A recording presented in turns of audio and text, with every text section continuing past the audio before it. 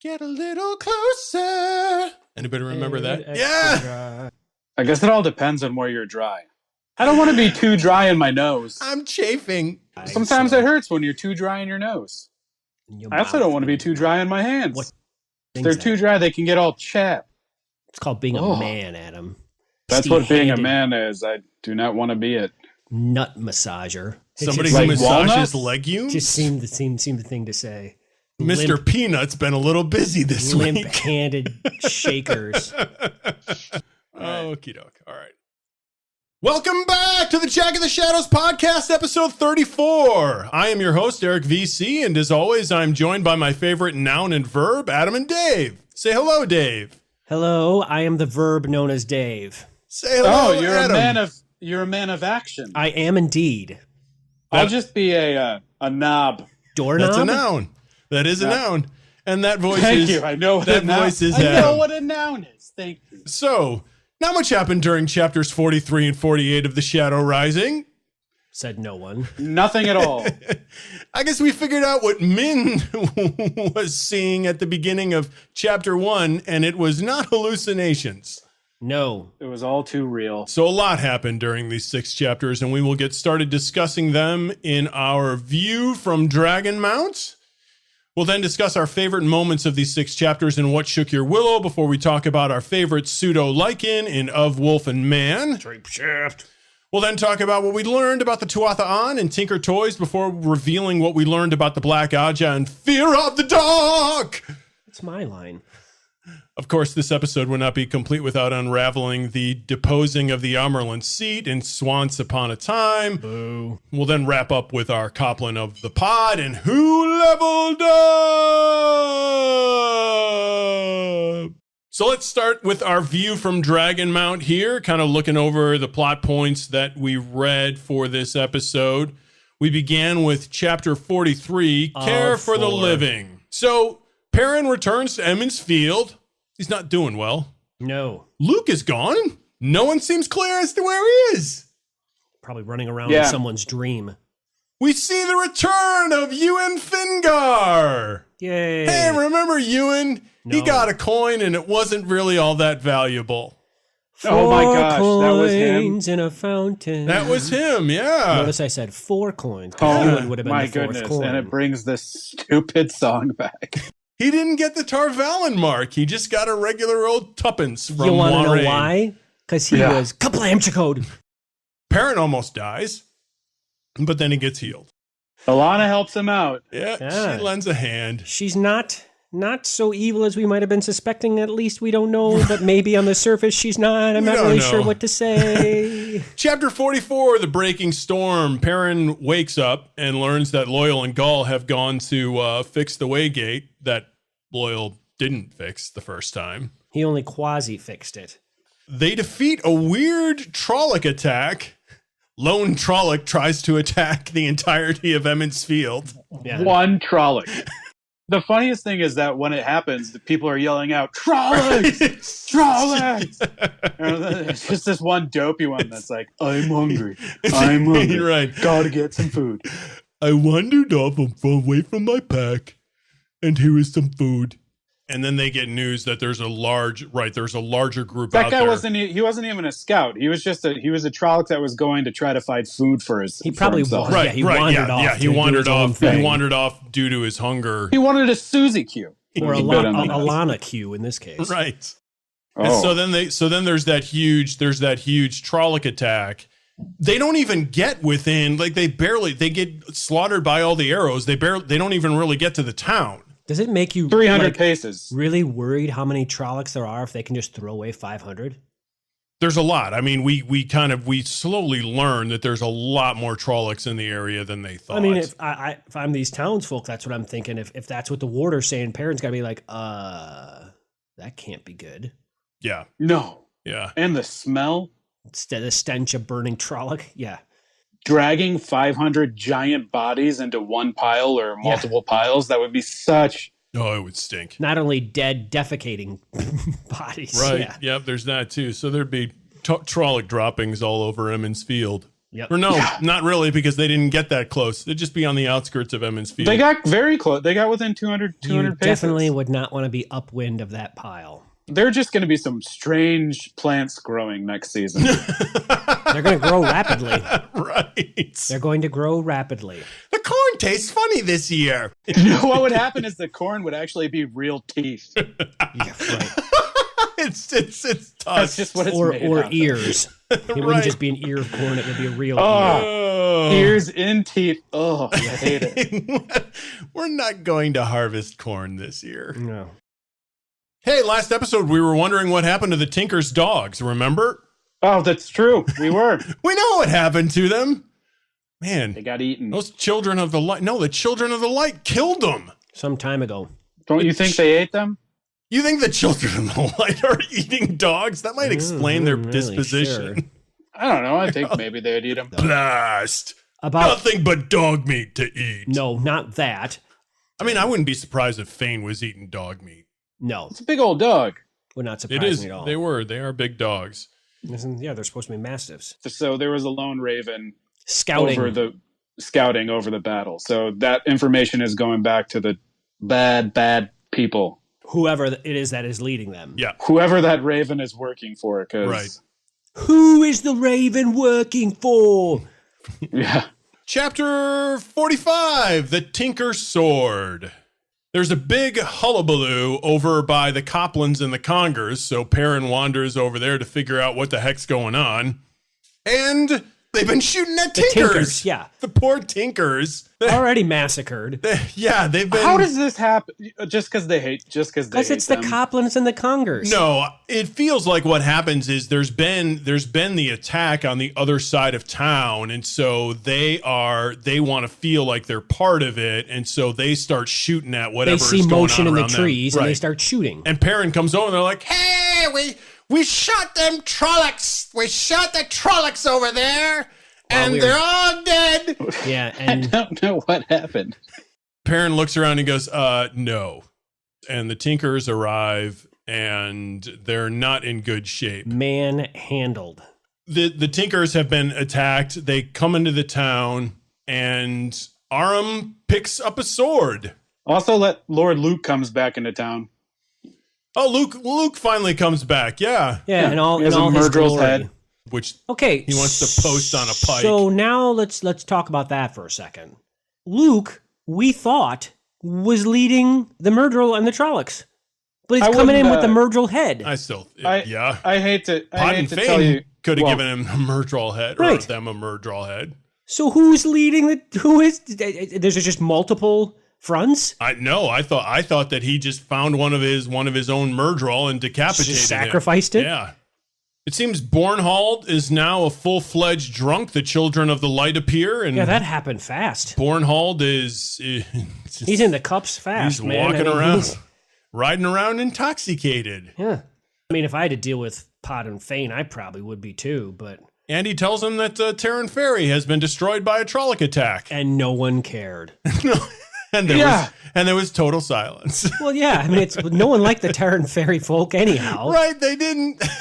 They don't. There They're was just just not a reaction to I it. didn't know any of those people anyway. Not only Oh, that, them? they're like, oh, we Right. already ruined their riverboats. They're fine. Man, Yeah, so and Luke is interestingly asking if Ordeith was in that attack.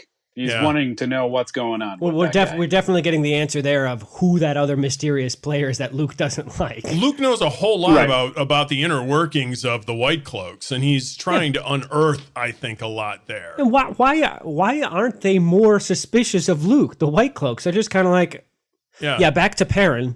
But Luke's the one there's asking just so all those much fight. questions. Someone might be suspicious, but there's only Bornhold, and he's the one directing this conversation. Bornhold and There's Vire, so that's much. exactly it. You could literally almost say anything to him there. He'd be like, yeah, hold that thought. Hey, Golden Eyes. Right? Yeah. Right, exactly. He's a little obsessed. Hey, Golden Eyes. Yeah, I mean he's so, and not only that, he's sauced apparently, so that doesn't help matters. Well, we don't know that he's drunk. I mean, he's and we don't know what type of drunk he is. He could be totally functional now. He seems totally focused on one thing and one thing only.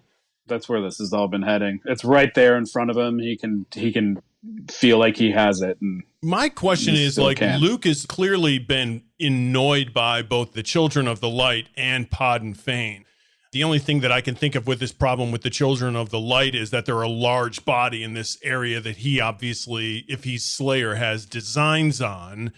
And now he's in close quarters with these people. He didn't do a very good job of getting rid of them. If that's what his mission was. Yeah, I mean, he seemed to want to get rid of them. I'm sure he's got orders. Apparently. He's taking orders from somebody. That must not be part of the orders. He's not doing well. No. It doesn't seem like he's doing well. No, I mean, it seemed like he was doing great until Perrin came along. Yeah, that's true. It might just be Perrin. Yeah. All right, chapter 46, Veils. So Nynaeve and Elaine have arrived in Tanchico and have been there for 3 days. Elaine's lost a couple of purses along the way. She's not a very good money keeper. Yeah, it all comes along naturally to Elaine. She just gets money anyhow. They've been in Teleron-Riod. They visited Teleron-Riod and got in touch with Egwene, so Egwene can now apparently visit. Kind of, yeah. Right. Egwene was more of a sidekick. She was more of a Robin there to Amice's Batman. Yeah. Yeah. And Nynaeve wasn't too thrilled with the way Amice was conducting the interview. Well, that shouldn't surprise anybody that Nynaeve wouldn't be happy unless she was in control. Right. Somebody else who is just as stubborn as she is. So they wander out into the streets and get attacked by Gelb and his men. Well, not to mention Egyanin is there noticing all this happening. Yeah. She be spying too. Yep. Well, she was spying. She saw Gelb. Well, she doesn't trust Gelb. Gelb had already kidnapped other women after she told him not to. He's just looking for more coin. So yeah, she's following him. And then he has these other buddies with him. Well, hey, right. buddy. She knows that it does not end so well for those buddies. She identifies that Gelb thinks that Egwene is one of the Suldam that she's described to him, but Egwene is way too short. The Suldam that she's described is way taller. Well, she's got a real problem because Egwene is not there. Right, yes. Elaine looks like one of the Suldam that she's described to Gelb, and she recognizes right away Elaine is way too short. Yeah. And so she intervenes. Why do you think Egyanin gets in there and helps them out in their fight? She doesn't want Gelb causing trouble by attention, I guess. Yeah. Right, exactly. By making things happen in the streets for no reason. I mean, how many women's going to get kidnapped before people are like, hey, there's women disappearing? That's her concern, is that he keeps bringing these women in with the hopes that maybe just through sheer volume, he's going to get his coin. He's going to stumble upon rather than actually ever delivering the person that she wants, the people that she wants. That's how I read it. I'll buy that for a buck. I'll buy that for $1. Julian has found the Black Aja again. Yeah, way to go, Julian. Nynaeve was really upset about him going into that house. She was, and once she talked about, hey, you could have tripped a trigger you didn't even see there, he was like, oh. She's like, hey, you're right. Trap. Walking in the dark, tripping traps that you don't see. Are you out there? Julian kind of feels a little foolish there. The plot to invest the Lady Amathera as the Panarch has started. Carradine has that developing. Nynaeve and Elaine realize Egyanin knows Domon. Yeah. Oh, boy. I have a question about Egyanin. She says, my father was a soldier. My mother, cuts it off. Do we know who her mother is? I don't think it matters who her mother is. I think it matters what she was going to say that her mother did. Because that would reveal that she's Seanchan. Right. That's what she's afraid of revealing. Because she can't be too important, otherwise she'd be of the blood, right? Yeah. Which we know she's not. Okay. Some Forsaken comes in and hypnotizes our Accepted. Some random female Forsaken. Elaine was nervous about channeling when they got attacked, and she resisted it, and then she did it. And that's how this Forsaken found him, was because she sensed channeling. She'd been wandering around and she sensed the channeling. And we know Forsaken can sense channeling from miles away. Distances, yes. Yeah. And now this woman is in their heads. There's some Seanchan guy tracking Egyanin. She's got a couple of people tracking her. Who is this? It's the same man. guy. Who's this man in the filthy garb? It's the straw-haired colored guy. It's the, are they called Seekers? Yeah, Questioner? it's the Seeker that came to talk to her to begin with. Really? Yeah, it's the same dude. I got a different What? But vibe he's from just- this person. Oh no! Because they You're- describe his hair. It's the same guy. All they said was pale-haired man in a filthy garb. Right, So Yeah. we just when know he who he changed is. his Why clothes- didn't they just tell us who he was? Because it's fun to be mysterious. I'll ride with you on Because he that didn't. one. He didn't. I don't think he believed her and her story that she was telling. But whether That's he his believed it or job. not, his job is to follow her. Right. So He's a seeker for truth. I just felt like it was somebody else. I felt like it was a third man. I understand what Dave is saying about the pale hair, but I'm not 100% convinced that it's him. You're not sold. I am sold lock, stock, and barrel. 2 smoking barrels. Chapter 47, The Truth of Viewing. Oh, the truth of viewing. Oh boy! Hey, it seems Swan's vote before the hall went well. Wow! Just everything It just did. goes. It did. Her vote before the hall went well. She was like, yep, got that all done.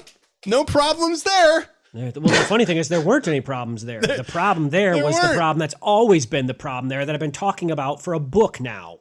Elida comes in and announces Wait, that, which is what? the hall has Elida. met and strips Swan of the stole. Wait, what was Dave saying? He's been complaining about Elida this whole time. I've been saying she's been working. She's been working. Well, we know she's been working. She had that secret meeting with Alviarin right after she watched Min go into the Amerlin's chambers, and she knew who Min was, and she identified that Swan was somehow still, trying to disguise Min, but she wasn't fooled. So we've been keeping our eye on this plot. The only area that we differed was, and Swan denotes this as well, the little accepted who got sent off to the farm has died.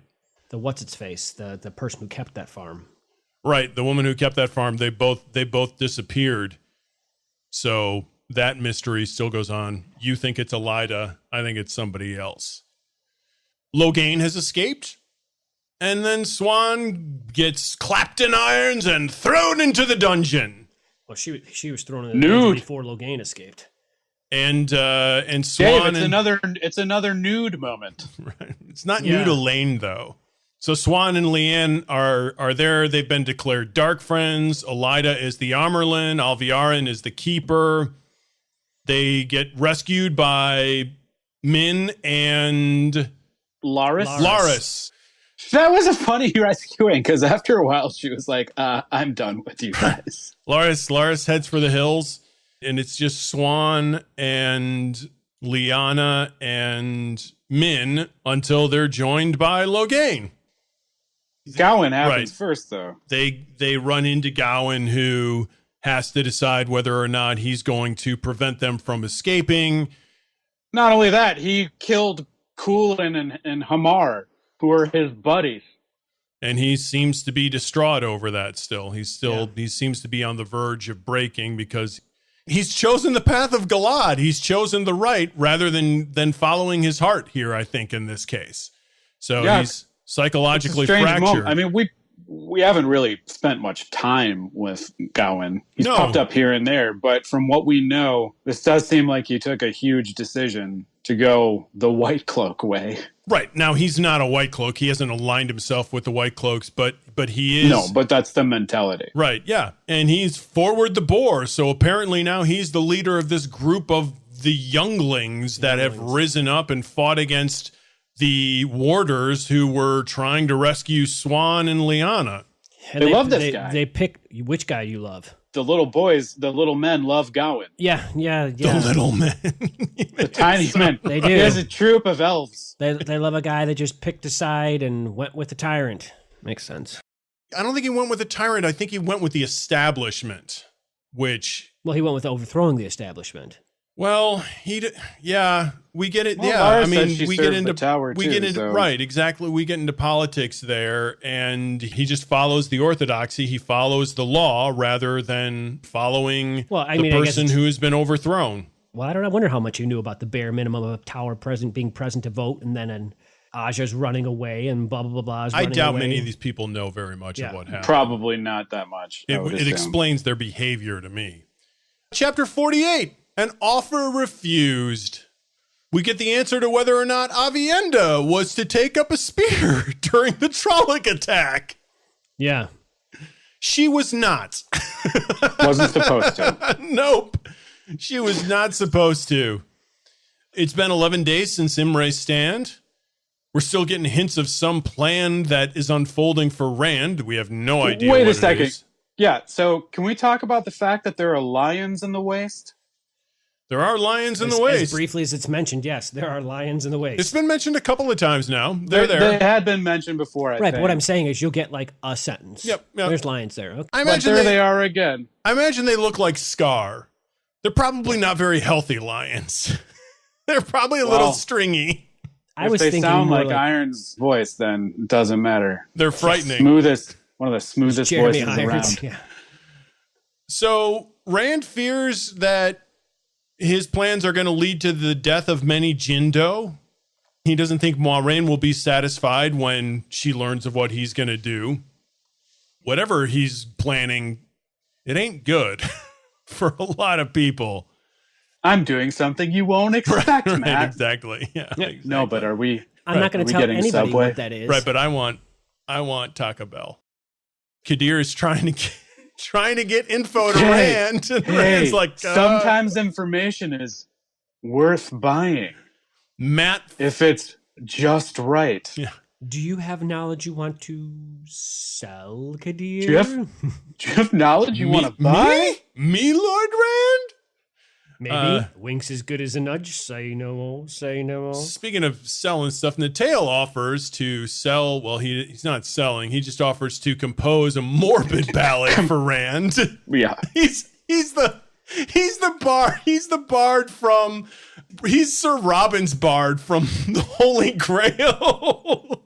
Brave Sir Robin. Yeah. He bravely fled. He was mashed to death and stomping teeth and dying. You two are put on timeout. From any more mentions of Monty Python. This is perfect, though. His ballad of Rand is like, so Rand, how are you going to deal with going mad? How are you going to deal with the possibility of self-immolation?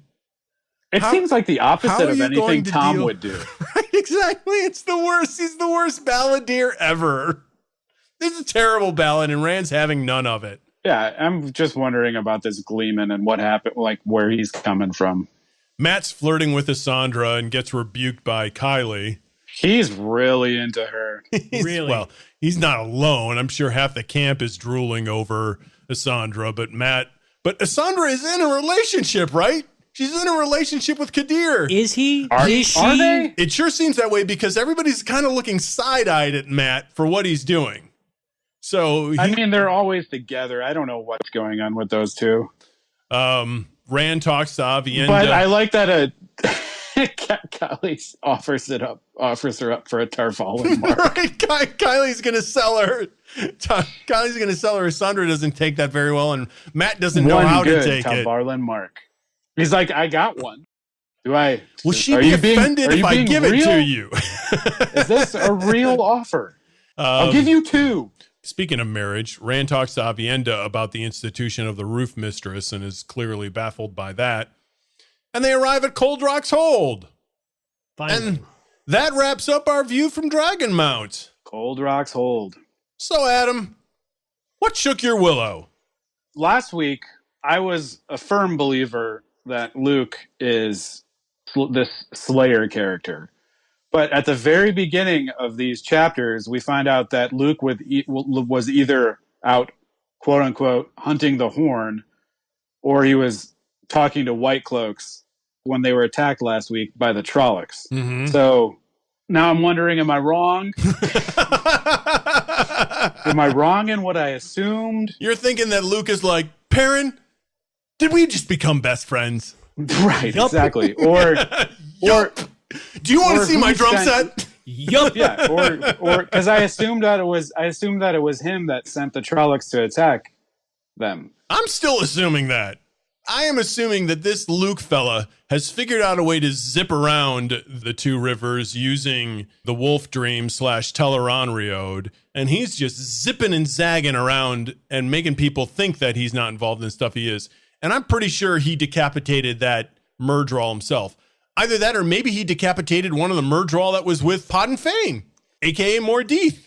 AKA what do you mean Mordeith. Decapitated that Murdral himself? That's what he said he did. I think he either decapitated one of the Murdral that was following him or he decapitated one of Ordeith's Murdral. Or they were down playing checkers together, and then all of a sudden he's like, ching! He's like, checkmate. Gotcha. Funk. Thwack. And then the cleaver only goes like halfway through, so he has to funk. Funk. Right, let's do it a few more times. Blood's dangerous. So you still think it's him that is the one that sent out the message? I don't trust this. Are you kidding? This guy's gross and wrong. He's sleazy. I agree, but That's I'm what wondering. it says on his resume. He's not fooling me. He seems to be fooling Perrin, though.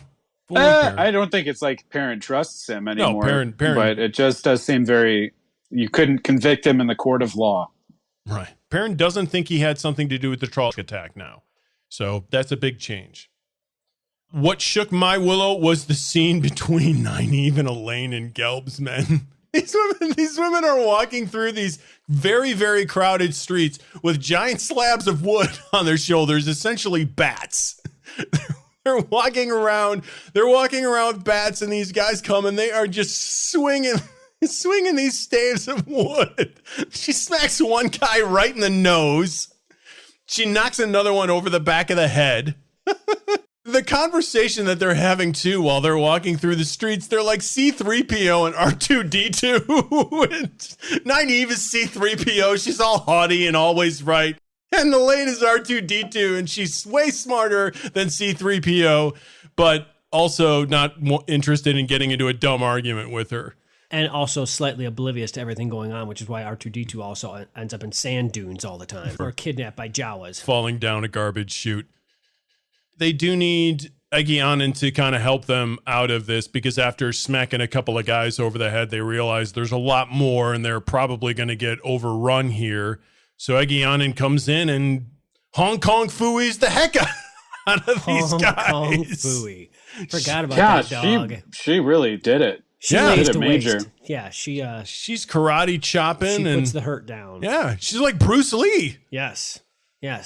But even she almost gets stabbed in the back, so that's when Elaine turns around and shoves that guy back with the one power. Boom! Much like Kool-Aid Man got thrust back by the wise ones. Unfortunately, she used the one power when they'd been talking about how that wasn't really a good idea. Not to do... Well, it was used twice in that fight.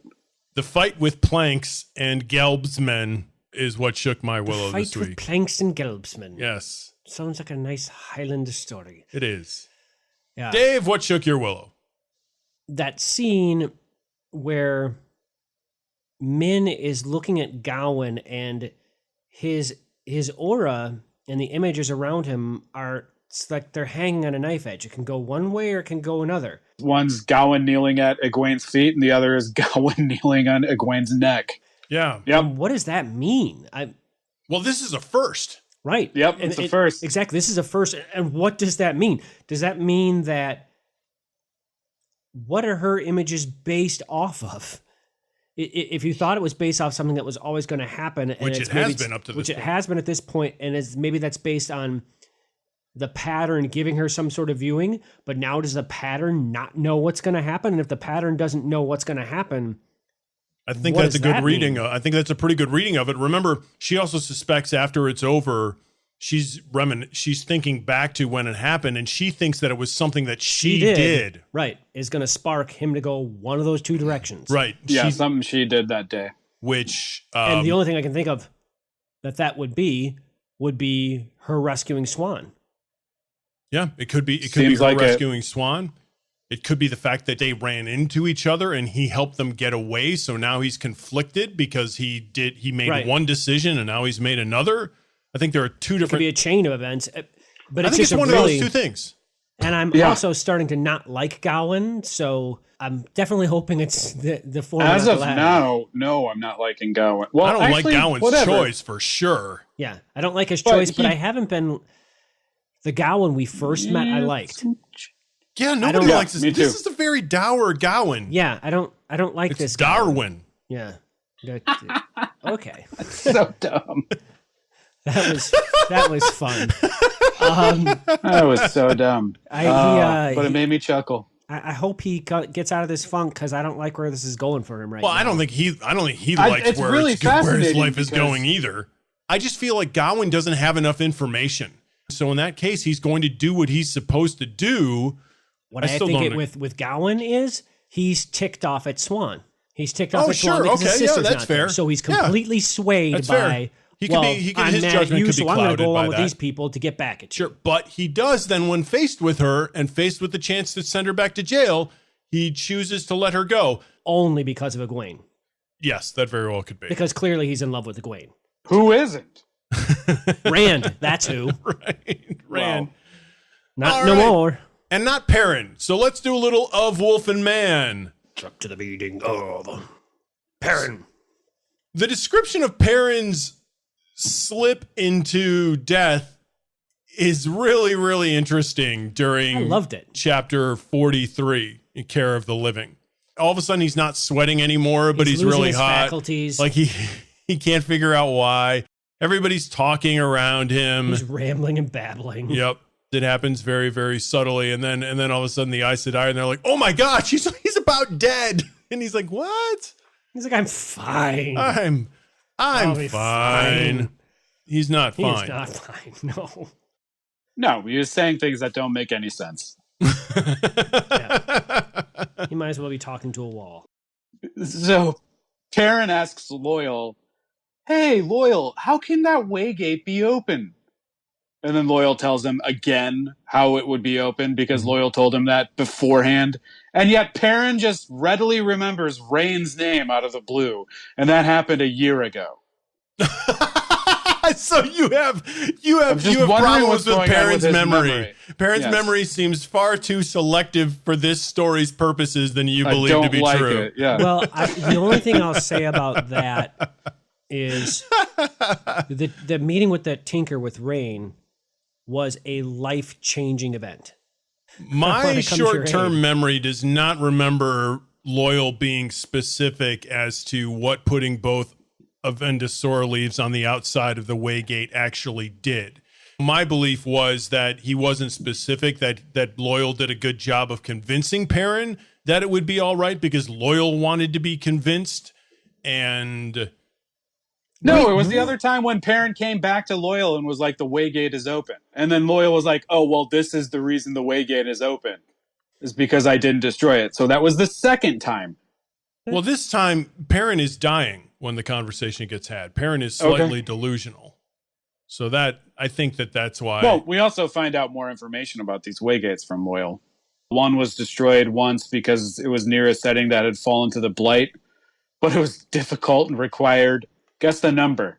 Yeah, there's that lucky number 13 again. Yeah, another 13 Aes Sedai together with a Sangreal. Yeah, Well, they didn't say it was men and women with that 13, though. They just said it was 13, which I found interesting. That's true. Yep. And then he said they tried it again with 9 during the Trolloc Wars. They damaged the gate in such a way that the Aes Sedai were pulled into, sucked into some kind of a vortex, apparently. Well, I'm sure it was the Black Wind. Notice how I said Black Wind instead of Machan Chomp, which I can't. Well, I guess that all depends on how Shin. long ago that was. Well, now. no, it was during the Trolloc Wars. Okay, Yeah, so then it had to be. and Shin Yeah. would have been around. He says the way that he can, if he removes both leaves together, that the leaves will die. Wither Yeah. and die. But then he says the only way to open it again is if the elders bring this Some talisman of growing. Yeah. Mm-hmm. We have no idea what that is, but it grows things. And then he said, oh, but I suppose an Aes Sedai could maybe cut a hole into it. Mhm. What the heck? Yeah, I'm just Um, saying these waygates are not very well protected. It's not adamant like they're not well protected. They're well protected against 90% of the population. They're also really old, Adam. Give them a break. Man, are you going to be this mean to me when I'm old? Yes. Well, no, I mean the dark one. Adam's getting old and can't talk. No, I'm saying that they. I mean, Pot and Fane was using one as well. Yeah, but he's like an exclusion to everything. He's like the Oh, I unwritten. mean, he's he the was- unwritten rule because he's everything and apparently nothing. he has a multi-pass that he can just Right. get through these Him whenever and he Corbin wants. Dallas. So Yeah. he's got the That Disney is true. Zip Pass. The to fast go to pass. the- He did go back yeah, there. the fast pass to go through the waygates. Yeah. He's got the highest He level does. fast pass too, like the digital thermometer readout one. So we talked a little bit about the fact that Perrin has got these people who are He's the asking him reluctant questions. leader. And he feels like he's sort of getting manipulated into this by the Aes Sedai. Early on in these chapters, he questions whether or not this is really happening organically or whether it's something Varen wants to happen. But it is happening. I mean, he's wandering around Emond's Field and everybody's asking him for every single detail. I think we're seeing that it's everything. It isn't just that Alana and Varen or whoever want him to do these things. I think that's what we're seeing. Do you think they do, though? Clearly, they want something. I don't know what that something is. Okay. Or at least Varen does. Whether she was the one that put up the wolf's head or not, or whether she planted the seeds to have the wolf's head thing put up there. She's got something going on there with Perrin. I don't know what it is. We've discussed that for a couple of weeks. So Perrin has a reason to be suspicious. Varen's just kind of suspicious to begin with. I'm suspicious of Varen. She's there sometimes and she's not there sometimes, right. But you know when she's there, it makes you believe that she's I mean she's there mentally. Oh, okay. But I have a feeling she actually always is mentally there, and she just wants you to believe that she's not, so you don't pay attention to her when you really should be paying attention to her. That seems to be a bit of a gambit. So I think there's some aspect of that, but then there's also the fact that Perrin is ta'veren, which is a huge part of this, and he's apparently a natural leader. Yeah. People are following him because thoughtful. He takes time to think, he thinks things out, he's not rash and hasty. Yeah, he even thinks that, man, the Ogier have the right way of thinking things through slowly. So I think it is everything. It is organic. It is potentially, maybe there's some machinations going on there from the Aes Sedai that we don't know about, but I think it's all and everything. Yeah. Fael mentions the fact that people like symbols. People like to have something to look up to. Even the Two Rivers people who are free, quote unquote, they still enjoy having this unifying character. They had Bran Alvear before, and they had the wisdom, their council. Mm-hmm. They're their council and the women's circle. So they had those two things before, but they've never been in such trying times. And to step that void, I guess, is Perrin. He's filling that gap.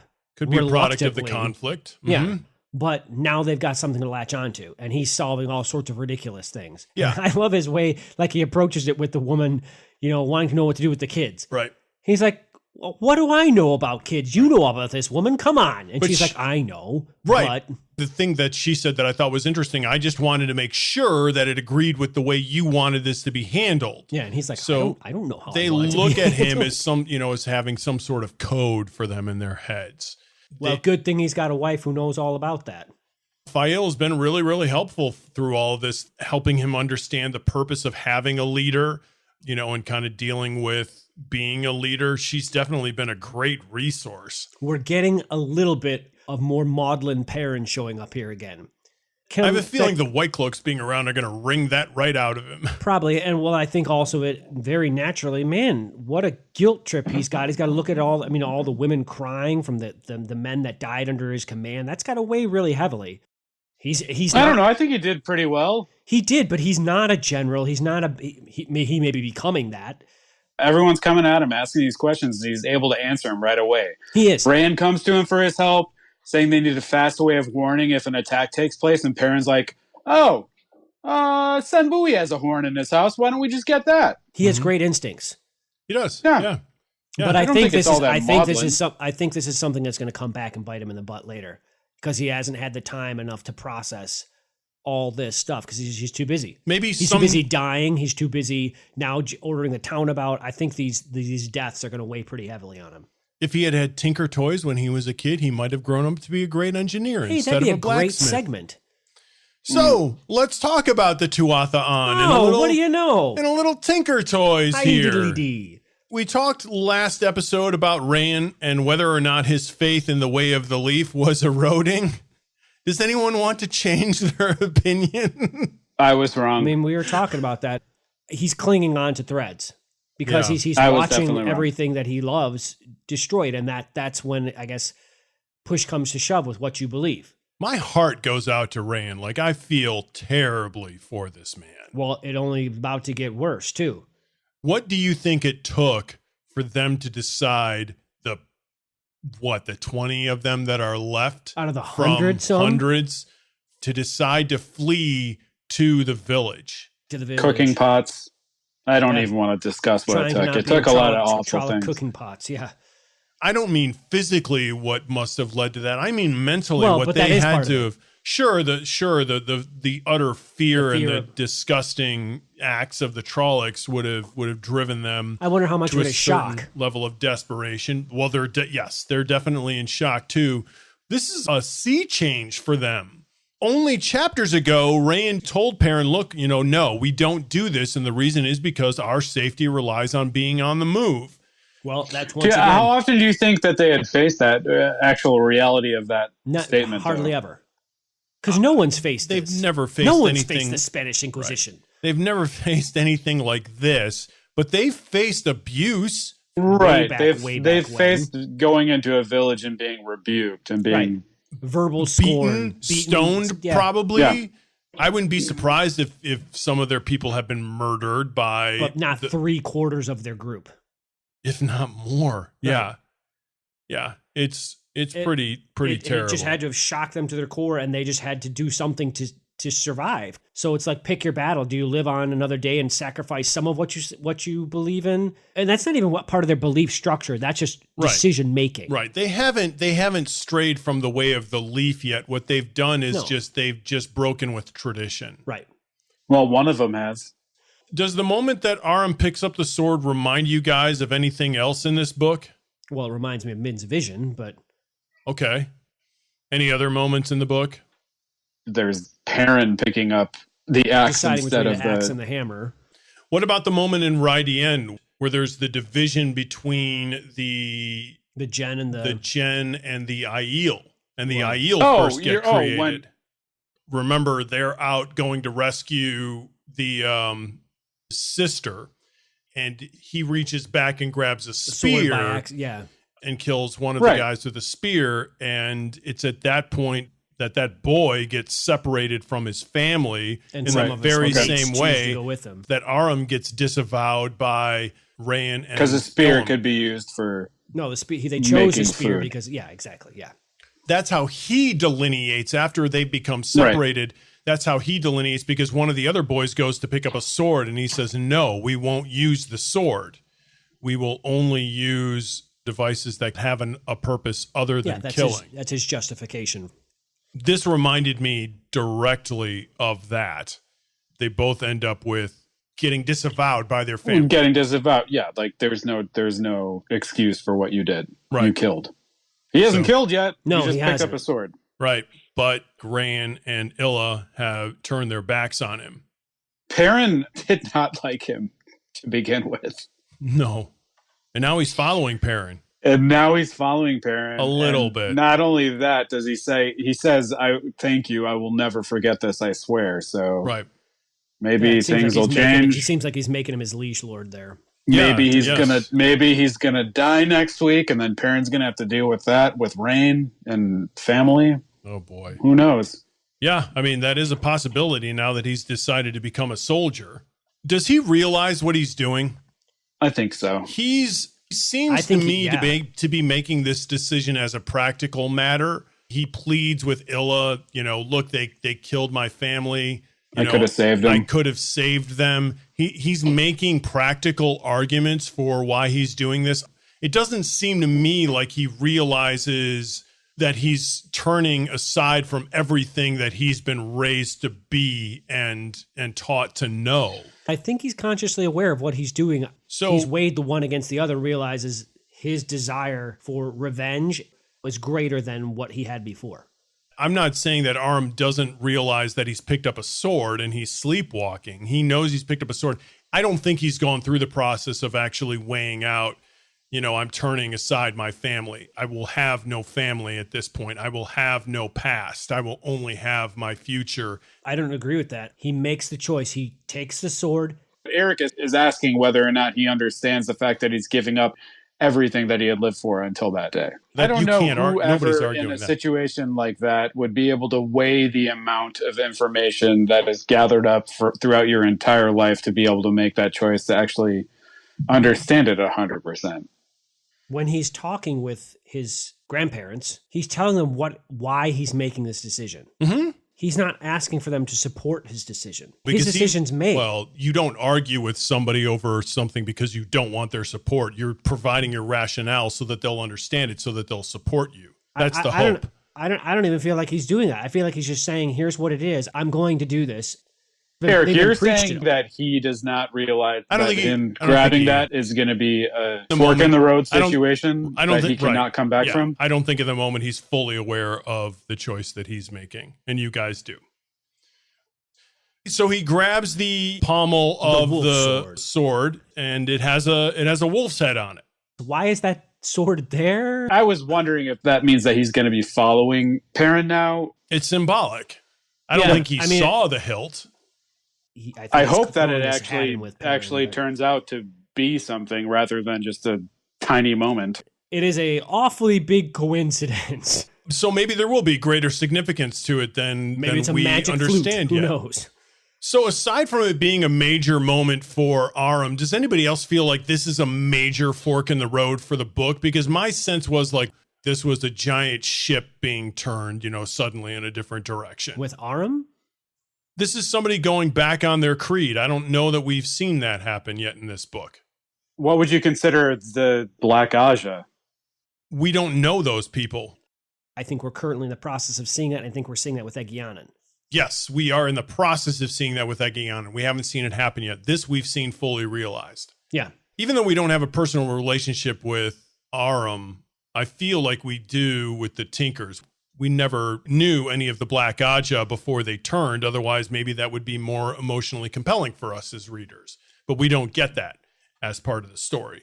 We do get a little bit of Aram's story. For me, the greater significance is Perrin's decision-making with Aram. He's making a very difficult choice. He's making a very unpopular choice. Even Fail doesn't seem to think is the right thing. Yeah, it's And for him to be going against her is a big statement. Perrin's relationship with the Tuatha in general is really, really complicated. He doesn't know what direction to really go with them because he knows what his feelings are, but at the same time, he wants to, at the very least, respect their choices. It wraps up with Luke saying, I know something of taking an enemy into your bosom. His blade goes in quicker when he is close. Yeah. What? What does Luke know? This is a really odd statement. I don't know. And at the end of it, he's looking at Perrin amused. I have no idea what's going on with Luke. That is. I mean, either. Luke is obviously maybe Luke is changing also by viewing Perrin. Now it's time for change. Luke has obviously experienced this. He's taken somebody close to him or somebody who is dangerous and taken them close to him, and that person has tried to kill him, is what this would seem to signify. If you can believe or is a he word at talking all. about Perrin himself? Well, he is. He's making a statement of something that he understands in reference to what Perrin is, in reference to the choice that Perrin has made. I don't know that I Yeah, believe I a know. word I'm that saying, guy is he says, speaking so. about Perrin himself? Is he saying that Is he speaking he's about taken Perrin close He's taken and Perrin Perrin is in close. okay? And that might be bad for him to do. Well, he probably didn't want to be in a dark room with that person. And that was probably part of the danger. Segue. Let's deal with our fear of the dark here, our dark friends in these 6 chapters here.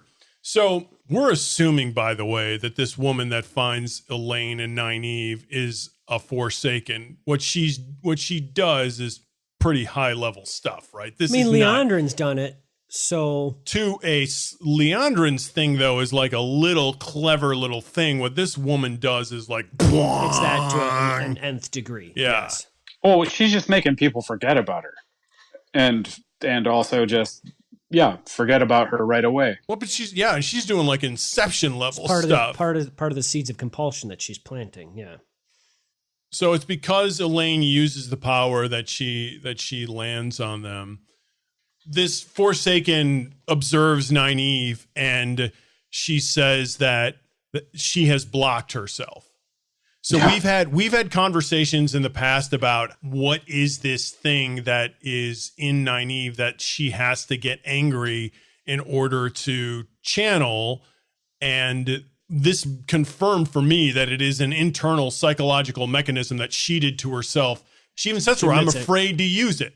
I'm afraid of it, all that power, the one power. How Yep. can I, She's scared of her own ability. Which makes sense with Nynaeve. You were talking about someone that is not able to change who they are. She's still stuck in her own way of hating Aes Sedai. Yes, it's the prejudice that she was raised with is a huge problem for her. Yeah. Also, I think that there's probably some sense she's sort of like a well. It seems like she has a sense of how much power she can channel. And she's not and that also scares her. Yeah.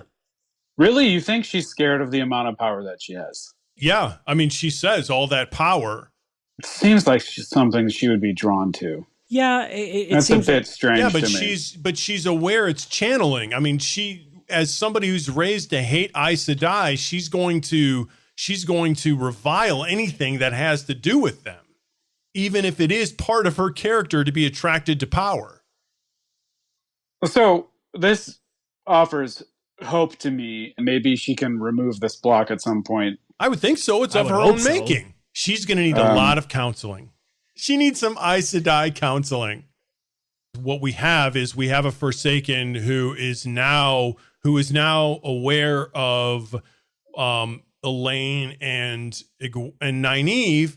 You've got a Forsaken walking around able to like use That's Inception. more of a Viper. She obviously She uses says- this ability to hypnotize people to get things done. It's hard to tell what her relationship is with the 11 Black Aja that are there. She has some relationship to these women, but she doesn't seem to be in control of them. But she seems to want their plans to succeed somehow or watch them unfold. It was just hard for me to tell what her relationship to them was. there's something weird going on there, but You really think that there's that much talk about her with the Black Sisters? She is trying to figure out what they know. And so you can get a sense from what she's asking about what she knows about what's going on. And it's apparent that she knows a good deal about what they're doing. It's a little unclear as to whether or not she's in charge of them or there's somebody else in charge of them. It doesn't seem like she's in charge of them. It's weird then that there would be a Forsaken there who's not in charge of these women. What's she doing there? her own things. I mean, we've She's seen. finding out, creeping. like, Well, but she there's is. information that she finds out that makes it seem like she hasn't really been around. She finds out Rand's name, and she's like, "Oh, that's his name. That's what he's going by now." And then she finds out, "Oh, Bilal is dead. The other sounds like Ishmael." It sounds like she's just come out of nowhere and is gathering this information. She does provide some interesting information about Baalzamon and the fact that Yeah, it's further clarification of what we knew. Right, exactly. She confirms He was that wandering around. he'd been partially imprisoned and essentially he stole Sheatan's name out of pride. Yeah. It sort of lends some credence to what I was saying last podcast, which was I thought that he was out there kind of doing his own thing. I think, Dave, you thought he was working more directly under Sheatan. I feel like he's a little bit more of a rogue than you do. Yeah, and I don't think this backs it up one way or the other. She definitely says he had years to kind of do his own thing, and he screwed it up, and he still died at the hands of the dragon. I don't think the Dark One lets people use his power and just run around using his power without some say-so from him. Some say so, but we have a bunch of these people who, if they just stayed in line, would probably get things done. But That's a because big they're if. scrapping amongst each other, they can't. All right. Let's move into the major event here that happened. These 6 chapters with Siuance Upon a Time. It feels like this is the moment that the whole book has been leading up to. Like, this is chapter 1. We get launched into these visions from Min about this moment. This is the realization of all of that. It's obviously not where the Overall book story ends. arc, yes. I guess my big question is there something Swan could have done to prevent this? The only thing she could have done to prevent this was pay more attention to what was going on inside. But even if she was paying more attention to what was going on inside, I don't think she would have picked up what Elida was doing. Because this only just happened. We have no idea exactly what the machinations were for this. But she does make a point when she talks about Elida always being jealous. So that actually could have been going on forever. Back Swan at her. seems to think so.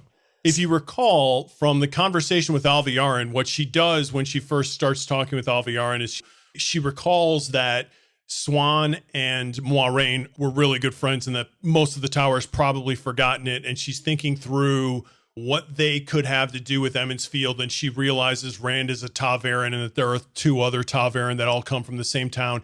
And then she wonders why they could be so significant and why the Tower could care so much about that. And then she thinks it couldn't be that. And she stumbles onto the idea that Rand is a man who can channel. It's that Siuan has been supporting a man who can channel and not telling the Tower about it. That is something that you could be deposed for. I don't really know what she could have done apart from paying a more mindful eye to what was going on in the Tower, but I don't know that it would have changed the outcome. It seems like she was spending a lot of time on her own. Every time we saw her, she was on her own, and she was with her little papers, and she was hiding them in the little box, and she was making sure no one could see them rather than actually taking care of her position. How on earth did Elaida get that many people behind her? We've seen Elaida as a bully, and she somehow got Alviarin to go in with it. I'm not really sure how and or why that happened. That woman is questionable. Yeah, she's a bit sketchy herself. Everything we saw with Siuan to this point was she was obsessed with Rand. She was obsessed with the dragon. She was obsessed with the information that Moiraine is sharing with her. And it seemed like she was not really paying attention to what was actually happening within the Tower other than that. So what she could have done is maybe take care of your job. Except a couple of stories began with Siuan observing that the Tower was eroding underneath her, so she was aware of it. You're just saying she might have paid more attention to it. She might have somehow gotten out. My bigger thing is this thing that happened with Elaida. I don't think this was the erosion of the Tower that was going on. No. I think this was a whole This is Elaida's other vendetta. thing. Elaida is obviously very vindictive. So I still think the erosion of the Tower, that is still there, and we clearly saw it because the Tower split. She took advantage of the schism that was happening. I think there were problems in the Tower. Do you think do you think Elaida is a Black Aja, or is she I don't really just know. Acting on her own? She sure got a lot of questionable stuff about her that could lead me to believe she is, and they're obviously all asking about that, but we don't know. Yeah, I don't know. I don't think she's a Black Aja. I don't think she is either. But if she isn't, she's the closest thing to being one without being one. She's dangerous. Yes. She's really dangerous, but I don't think you have to be a Black Aja to be dangerous. No, I think she's most likely, if anything, is just a megalomaniac. She's ambitious, and she also is really obsessed with protecting Andor. In her mind, I could understand her doing what she does. She has a justification. You could come at that from a righteous place rather than her cruel side of things, that belies all of that. That doesn't work really well with, us liking her. What do you think about Gawain and Alaris's choices here? They both make interesting choices. Alaris says that one Amerlin is the same as the other to her. She can take it or leave it. And yet Siuan is the one that promoted her to the position that she's in. I'd be curious to see if indeed she got that position. I'd be curious to see how Alaris is treated now see if her opinion on that changes. Right. Yeah, right. But at the same time, it's not like she's going to find another job as good as the one she's got. But it's just kind of funny. And then her whole reason for doing it is because Min reminds her of her. Yeah. Okay. I mean, she's a weird old bird. She's making the right choice. Unlike Gawain. Gawain lets them go and gives them a pass. I mean, his whole murdering his teachers thing. Yeah. It's just interesting to me that here are two people with two choices to make here, and they both sort of make the same one. Laris essentially choose to stick with the orthodoxy, and so does Gawain. Laris chooses to help free Siuan, but she goes back to work, and she's going to continue working for the Tower. We'll see if she continues to be a help. It makes sense with the way that things are. Everyone goes back to their status quo. Understanding what safety is, and they're seeing, oh, wait, this sucks for you. I don't want that to happen to me. We haven't talked about them being stilled. They all of a sudden look 10, 15 years younger. Mm-hmm. They look a lot younger. They got disguises. All of a sudden now she can lie. She directly lies to get them out of trouble. They run into Logain. I don't even know what they're going to do with Logain. She talks about the revenge and the Red Aja, which is cool. Well, the one thing that we do know about being stilled is it creates a vacuum within somebody. And there's this suspicion that the only way to survive, that the only people that have survived being stilled are people who had an incredibly strong purpose. And so she seems to have found this purpose in getting revenge. Back. Yeah. Now, her revenge is a little bit different because she's more upset about being declared a dark friend than she is anything else, because she is sort of rightfully deposed. She was doing this stuff with the man who can channel and the Dragon Reborn behind the scenes and not telling the Tower about it whatsoever. Do we know that that's against the Tower law? Do we know that? Well, we know they were doing it in secret for a reason. The reason why some of her communications were hidden and stuff is because she couldn't let some of that stuff get back to her because she feared she could be rightfully deposed for it. And so that's what she has. That's what she has, and she seems to have convinced Lyanna of it as well. We'll see whether or not it holds enough. They got a big mountain to climb here and trying to stay alive now that they've been stilled. All right, Adam, who was your Coplin of the week? Oh, my Coplin of the week? Days Conger? Yeah. My Coplin of the week. She says that Ari is right. They will take the children too. Oh, yeah, About the Tinkers. And And then- she's supposed to be the wisdom? Well, she does eventually do a 180. She does an whatever. immediate. You she does take an that immediate back. 180. She Yeah. does You take it back. that back. The same thing happened to me last week on my C word of She the was week. annoying. I just That there well, was no, a 180.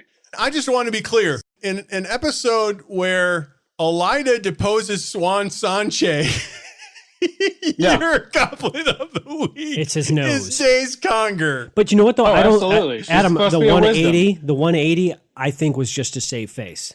I don't care about the people that are in the high positions. They got their. You're a not man of the stupid. people. Sorry. This is what you're saying. Sorry. Take that, ladies and gentlemen. They've forgotten of what it was to be. Adam Van Conant, man of the people. Man of the people.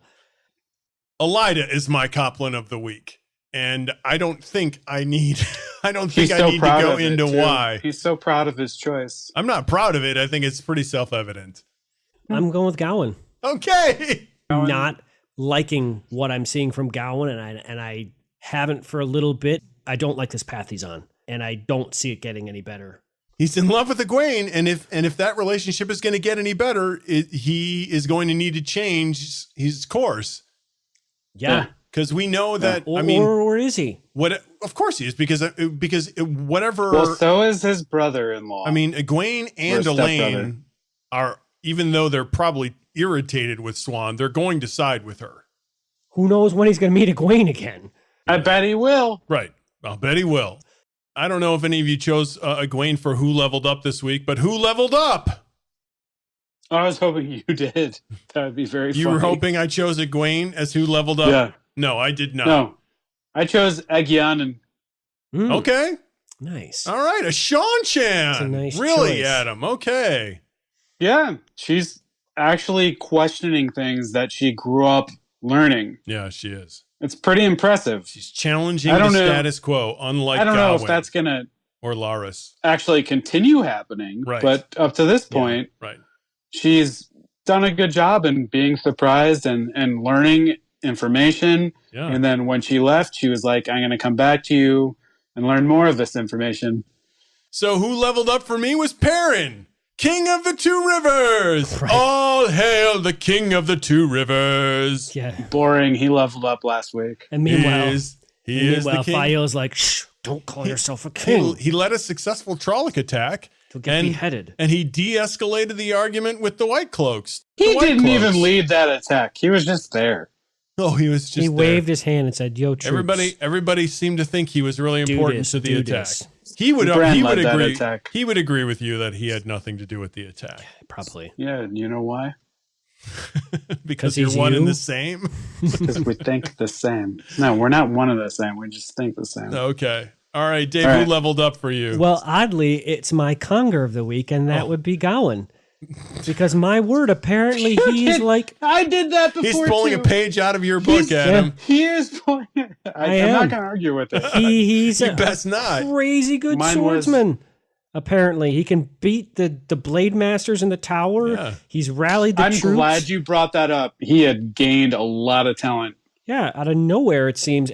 When you're not tempered by right and wrong, like Galad is, that makes you a little more for Dangerous? Sure. Yeah, absolutely. So Watch he's- Gowan now. He's my unfortunate dangerous. level up of the week. Wow. Adam is so proud. Yeah. Adam is so proud of you. Why Well, am I proud? because he's following in your footsteps with Even choosing the sun somebody for the shines on a Coplin of dog's the butt week someday, and who so, leveled up. You know. Well, that wraps up episode 34. Join us for episode 35 when we will be covering chapters 49 through 54. We're getting near the end. Yeah, it's right around the corner. Until then, may you rest in the Creator's hand. May you know good hunting, the young bull, and she's to give you many cubs. To bien de again.